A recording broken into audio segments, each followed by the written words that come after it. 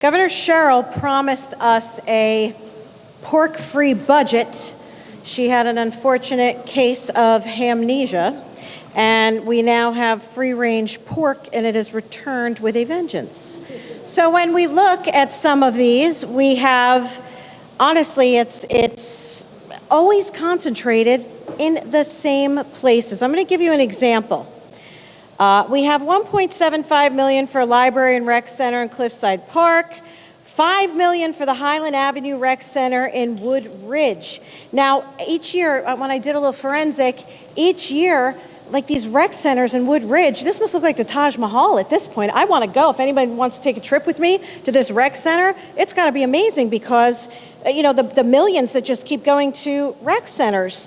We have $1.25 million for the Lois Lane Athletic Complex. I hope it comes with Superman for that cost.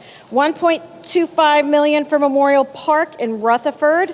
Again, all the same legislators. That's $9.25 million flowing into municipalities, represented by the Senate Democratic Budget Chairman alone. You know, and not to nitpick for who's in here, but, you know, it like makes me feel uncomfortable, right? Like, we know that money's going to the Speaker's district. We know money's going, you know, to the Budget Chair's district in here. We know this. And again, like, not illegal, maybe not even unethical, but very, like, unfair. It's very unfair. We know this. Not afraid to say the quiet part out loud. But the worst part of the whole thing is there's nothing wrong with money going to a rec center in theory. But there's something really wrong with money going to a rec center when you're cutting money from Meals on Wheels, when we're cutting Stay NJ, when we're cutting money from a Vineland, not even my district. There's a mental health center that's closing that serves 200 families of children who have had severe trauma. Gone, cut. That's not even my district.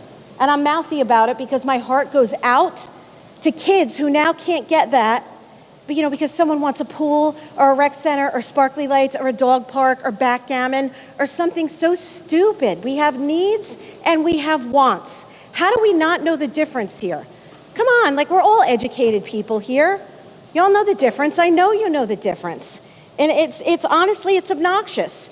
Essex County, you get $2 million for mosquito control operations, because I don't know if you got the memo, but New Jersey mosquitoes are just going to congregate in Essex County now. The other counties were safe because we sent money simply for the one county that apparently needs millions for mosquitoes. Meanwhile, Sussex County is unfortunately the home to one of the most deadly new mosquito viruses that has been found, the Jamestown Canyon virus, and has had fatalities due to it. In Sussex County, some of the only fatalities in the entire nation of this disease. But no, you keep your money. That's fine. I'm sure the Essex County mosquitoes are dive bombers compared to what's killing people in Sussex County. Then we have the FIFA filet mignon, right? We have another $40 million. It's like the never-ending pit to the New Jersey Sports and Exposition Authority for World Cup-related responsibilities. You know, FIFA is like the gift that keeps on taking. It just hasn't stopped.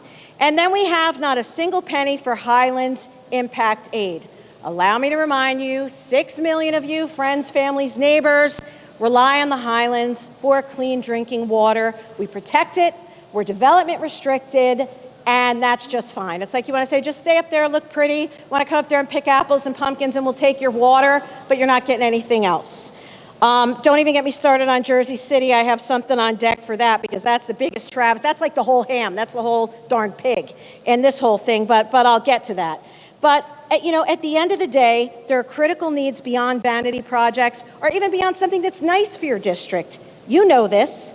And Madam Governor said, oh, no more pork. We can't possibly, you know, afford it. And lo and behold, well, she seemed to find it. So as delicious as a recreation center sounds, I'm thinking most of us in these parts, at least the redder parts of the state, are going to say no to your pork picnic here. Thank you.